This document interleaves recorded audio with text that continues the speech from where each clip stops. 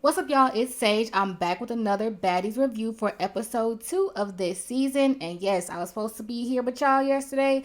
I wasn't really feeling well, and honestly, I'm not really feeling too well today, but I did get it done. And my energy may be a little bit off, y'all. I'm sorry. The episode was boring. Not too much going on. Y'all know Zeus can really drag out a season. Like, they could have a nice concept, they could have a couple things going on, but they're gonna drag it out because this right here, we're on day 1 and we're still going into episode 3 next week on day 1. Now, I'm not gonna talk our heads off this time, but I do want to say that I did skip maybe 2 or 3 very small scenes because it's just not too much going on. But also, I will be doing an after show over on Mo Visuals YouTube channel right after this video. So you guys tune in over on Mo Visuals, join the live chat, and we're going to get lit over there for the after show. Now let's get into this review. So this episode picks up right where we left off last episode with Stunna Girl versus Rolly. A lot of people keep saying it's Stunna who's the problem, Stunna's the problem. But if you listen to her back and forth with Rolly, Stunna actually tried to dead the situation right then and there. Stunna says everybody can get laid down playing with me, meaning if you try her, you can get laid down, whoever it is, she ain't scared of nobody. Rolly took that personal and she said, wait, what you mean everybody can get laid down? But what people are not hearing is right after Rolly questioned her, Stunna said, oh nah, I fuck with y'all, I fuck with y'all. Then Biggie says, oh, now you want to say who you fuck. It's funny how now you want to say that you fuck with them. It's funny. It's now you want to fuck. Everybody be on the ground. No me. Who is everybody standing over? I'm not, don't stand me, baby, cause we on the west. And I'm talking, don't stand everybody. You couldn't wait to say I fuck with y'all, baby. So Stunna actually did try to clear the air with Rolly by saying like, no, like I like you, I fuck with you. I was just saying if anybody got a problem with me, I don't mind, laying a bitch out. But Rolly wasn't having it. And that's why I think how I think when it comes to Stunna versus everybody, because she's really not starting it with people. People are starting it with her. Now, I get it. I know what that means. I get that it's street talk, and I know why Rolly responded how she did. But I feel like once Stunna cleared the air and said that she liked Rolly and it wasn't about her, Rolly had no reason to continue going on how she did. So as we know, they get into it. They going back and forth, and Rolly's like, look, I'm going to show you. When we get to the house, I'm going to show you. But my thing with that is, Rolly, why did you sit back down after you had told this girl you gonna show her? Because Biggie just tried to do the same thing when she was like, yo, when we get to the house, I'm gonna put my kahuna on it. But why in the world do you think that after she already just got triggered by Biggie doing the same thing that you were gonna be okay? When your mama tell you on Thanksgiving to wait till all the food's done before you try to get you a little piece of turkey, don't you still run your ass up in that kitchen and still sneak you a little piece of turkey? Because look, when the food is ready, it's up from there. So when you said you gonna show her, when you giving out threats, it's up from there. Just like you felt like when she said everybody can get laid down, to you, it was up from there. The way Stunna Girl be talking about her life, she probably got kicked out of the 5th grade, but yet you want her to sit up here and solve some type of mathematical equation, come up with the quotient of how, when, and where you gonna actually run up on her. No, ma'am, ain't nobody waiting to the year 3000 for you to show them what you gonna do, Rolly. That's just how I see it. At one point during Stunna and Rolly's fight, like, they get separated and there's like 2 or 1 security in between them, and it's like freaking Bugs Life trying to get at each other. Like, when like a bug or a turtle gets flipped over on their back and they're trying to get up and so while Stunna and Rolly are going at it, Biggie decides to jump up and hit Stunna with her big cahoon or whatever it is that she called it. I'm having trouble understanding this girl. Like, I do understand Spanish to a certain extent, but it's like the Spanish, the English, the accent, the tone of voice.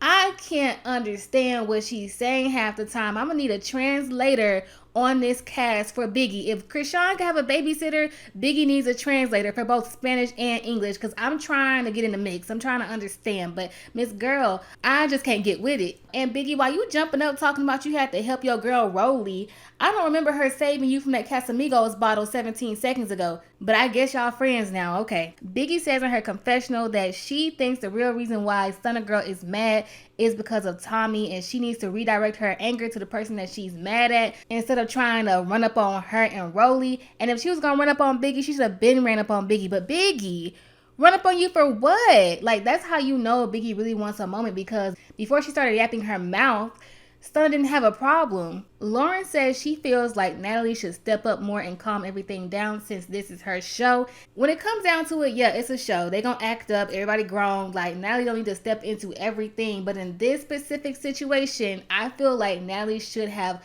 got up as the boss and shut that shit down. Both Scotty and Natalie said in this same scene that there was a meeting that was had prior to filming in which it was stated that you cannot be throwing glass, you cannot be throwing objects, you cannot be throwing bottles, you cannot be throwing drinks. Like, all of that is just off limits. And Scotty said that she wasn't there for the meeting, and I believe that she is Stunna Girl. But with that being said, Natalie, you are the EP. This is your show. If things are derailing that bad from what you guys have all agreed upon and people's safety is at risk, then you need to step up and shut it down. I really feel like Lauren and Scotty are going to be Natalie's victims this season. So while everybody's talking, Kat pipes up and she's telling Biggie, like, you know, while them two were fighting Stunna and Rolly, you decided to jump up and try to hit Stunna, and I'm glad I got you before it turned into a whole jumping situation. And Biggie was like, no, look, no, look, no, look. And Kat was like, no, I don't care if you were just going to hit her one time. I don't care what you talking about right now. Like, no, I'm glad I got you before you jumped that girl. And Lauren also spoke up and agreed that Biggie was doing entirely too much. So now at this point, I think Lauren and Kat are my favorites right now, because these two, you know, they ain't taking sides or anything. They're not trying to kiss no butt cheeks, but they are going to pipe up and let it be known how they feel and say what they got to say. And I absolutely love that.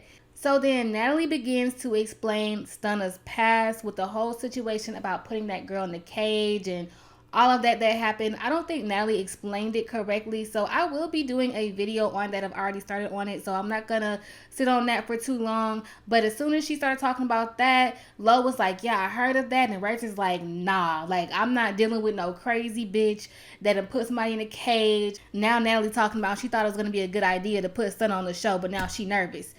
You should be nervous. Like, did you think she was coming for the tea and crumpets?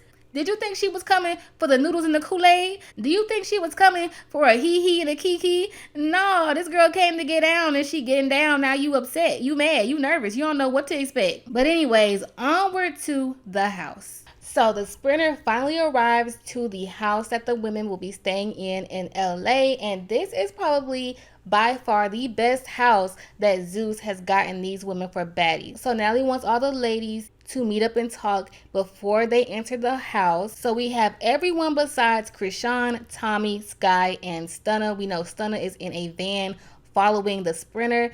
And Rolly was so cute. Like, she asked Natalie, like, do we have to wait on the other girls? Like a little kid.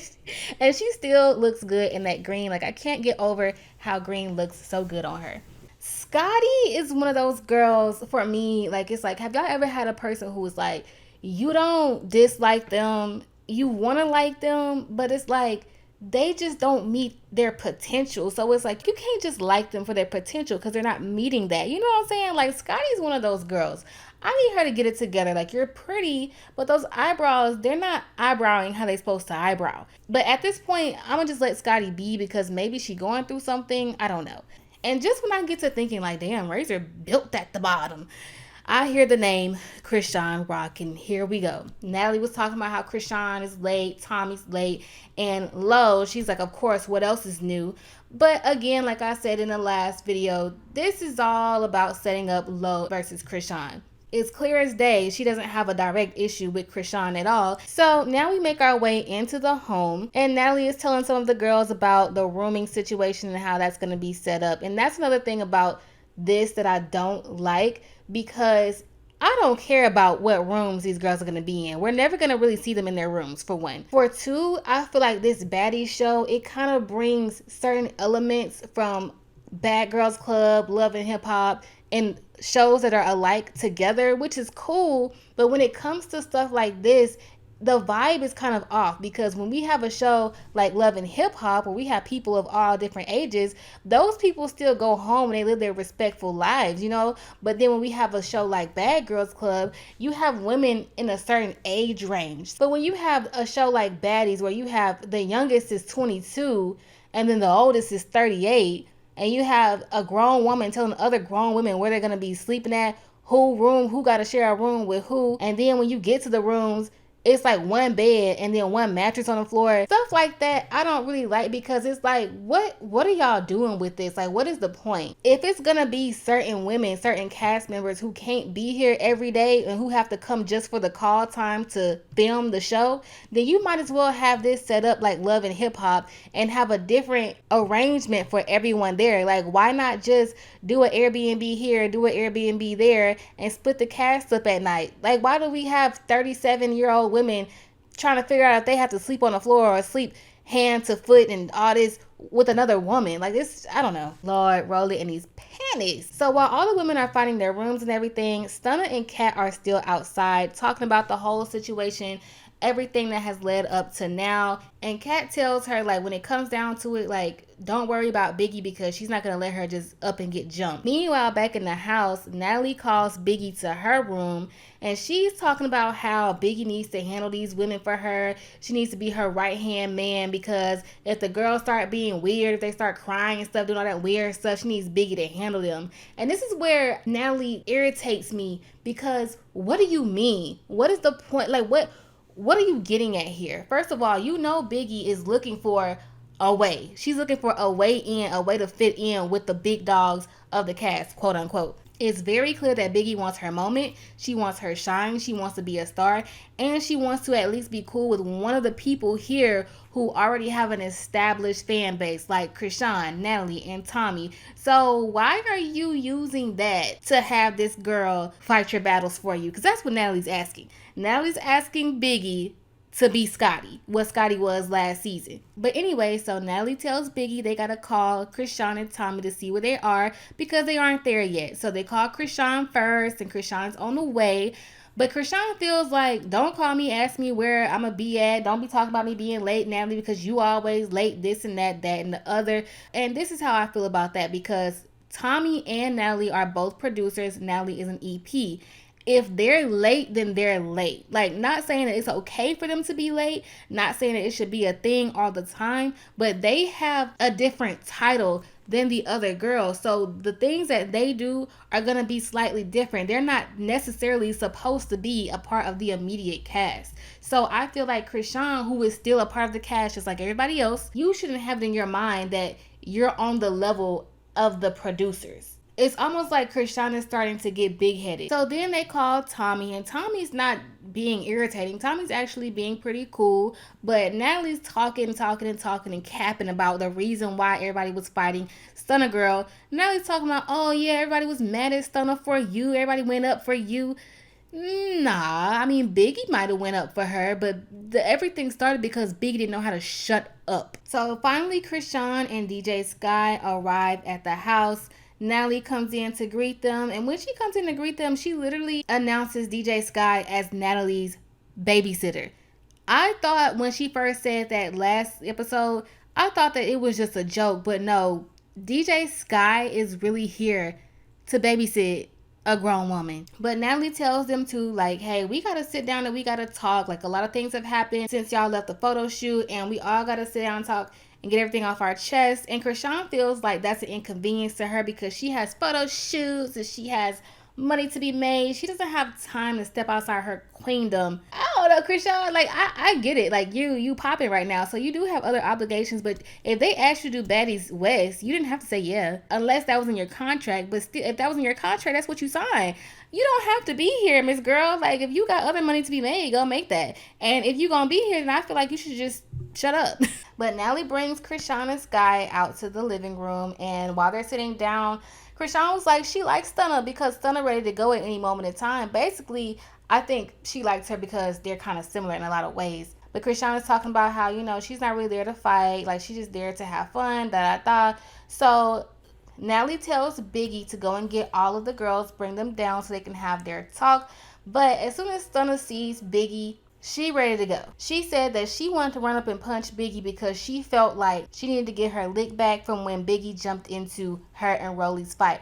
Which, okay, I understand that, I get that, but at some point, Stunna, you gotta stop rushing people. I feel like up to this point, Stunna has been righteous in what she felt like had to be done. I don't think that she was messing with anybody. If anything, I think that other people were messing with her. Other people were threatening her. Other people were bothering her. And I know some people were like, well, why didn't Stunna pull Tommy to the side and say, hey, why did you throw a drink at me? I personally feel like, look, if you snuck somebody, you need to be on the alert if they sneak you back. So when it came to that, like, I was just like, okay, Stunna, do your thing. But now at this point, like, there needs to be a cap on that, because with the issues you're having with these people, you're not going to be respected by anybody if you continue to run up on people from the side, from behind. I feel like when she saw Biggie, she should have been like, look, I had my thing with Rolly, and when I was doing what I was doing with her, you feel like you need to hit me then, well, we can go ahead and square up now. Because if you're going to lose, you're going to lose. If you're going to win, you're going to win. So I don't know if it's because she feel like the security is there. I don't know if she just built like that to where she got to sneak people. I don't know if she feel like she gonna lose if she don't sneak them. But who cares about losing? Like, if it's about your respect, just handle what you need to handle. But do it in a way that grown women do it. Because at this point, you know, you and Chrisean, y'all are not 16, 17, 18, 19 anywhere. Like, Stunna, when you was out here, when the stuff happened, when you was putting the girl in the cage or whatever, you were like 17 years old, 18 years old. That time is over with now. Like, it's time to grow up. So finally, everybody gets a chance to sit down. Stunna girl is alienated from everyone else in a different side of the living room, and Kat goes in to join her at some point. And Natalie begins the conversation, and of course, she starts it off with, how does everyone feel about Chrisean being late, or whatever she said. And if y'all don't see that this was literally set up so that Chrisean can act up, I don't know what to tell you. Like, this was literally set up so that Chrisean could fight. At the end of the day, like, Lauren's the only one who opened her mouth, because she wasn't the only person who was saying things about y'all being late. But however, Chrisean cannot be talked to, so she felt like she needed to get up and rush low, and that's where the episode ended. Boring. And like, I hate to be one of those people that's like low vibration, low vibration, low vibration. And I get it. This is low vibrational TV. Something about how this is being handled is weird and it's off. And I know I can't be the only person who see that. Like, something is really, really off. But let's get into some of these comments. So Quintavia says, so everybody talking about Tommy Lee, but not talking about how toxic Chrisean is, and yet she gets praised for it. I promise you, it's the colorism for me. All right. Erin says, I love Tommy. She's a softie underneath that hard exterior. And I agree. I think she is soft underneath all. You know, Tommy's been through a lot of stuff.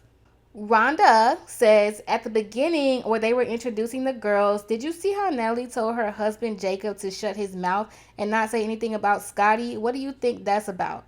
I can't clock if he was going to say something bad or salacious. What's your opinion?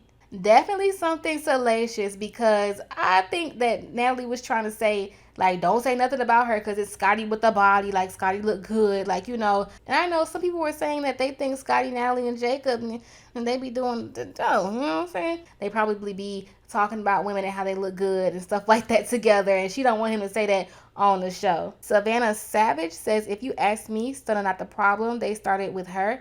Which they did. They did start with her. Abraham says, all reality girls sneak hit. You basically have to. With all the security, Tommy has done it before too. And Tommy has done that before. I've seen on Love and Hip Hop, she's done that at least one time that I can think of. But I don't know if it's a have to type of thing, because yeah, security is there. But me personally, I would rather still just stay true to what I think I should do. And I'm not gonna sneak nobody. I don't have a feeling of having to fight nobody that bad to where I feel like, okay, I gotta go outside of my character and sneak you because I want to fight you that bad. Because if it's that serious, I can just meet you off camera. Well, that's it for this video, y'all. I know my energy is a little lower than last video, but I didn't really like this episode. Halfway because it's boring, and the other half is because I feel like there are a lot of things happening on this season that didn't happen on the last two seasons.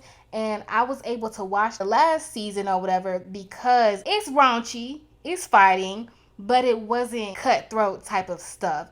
And the casting of some of these people, the prison, this, that, and the other, you know, Stunna with the girl in the cage, the way that they're attacking Stunna, and the way she attacking them, I don't know, y'all. Now, don't forget, I will be doing an after show with more visuals on Tuesday. And I also will have you guys that explanation video on Stunna Girl coming up pretty soon. So I will see you guys then. Bye. And if you call me a bitch, make sure you put Baddies in front of it. I wish you back to the bone.